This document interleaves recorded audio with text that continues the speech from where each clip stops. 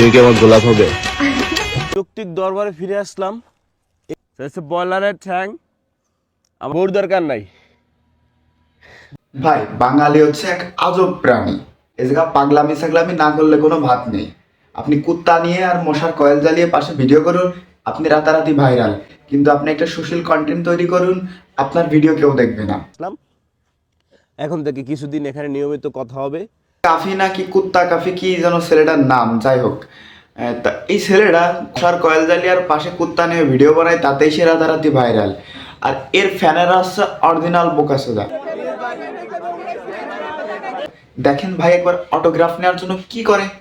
আরে ভাই ওইটা মানুষ, কোনো এলিয়েন না।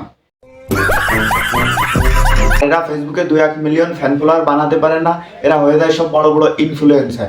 ভাই এইসব ইনফ্লুয়েন্সারদের ভিডিও দেখা বাদ দেন, সুশীল ফ্যান বেস তৈরি করুন। আমাকে নিয়ে সমালোচনা হচ্ছে তাতেই আমার চলছে। ওকে ভাই বই মেলায় যে এত লোক, এরা কি আসলে বই কিনতে এসেছে নাকি টিকটক ভিডিও বানাতে এসেছে? তোমার স্টল নাম কত? কিরে ভাই তুই কি চুম্মা দিবি নাকি মেয়েটারে? ভাই বই মেলায় নষ্টামি ছাড়া আর কিছুই হয় না, এখানে কেউ বই কিনতে আসে না। এর থেকে ভালো হ্যাঁ আগে জঙ্গলে বসে মশার কল জেলায় ভিডিও বানাই, তোরে বাসের টিকিট কেটে দিচ্ছে কিটা ঢাকা আসার জন্য। তুমি কি আমার গোলাপ হবে?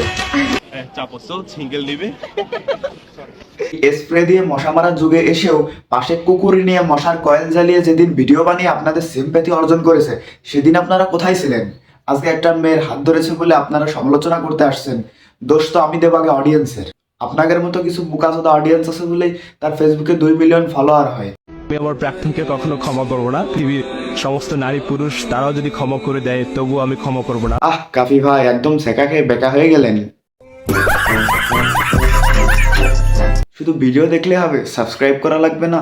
অবশ্যই ইউটিউব চ্যানেলটা সাবস্ক্রাইব করে দেবেন, আর ফেসবুকতে দেখলে অবশ্যই ফেসবুক পেজটা ফলো করে দেবেন।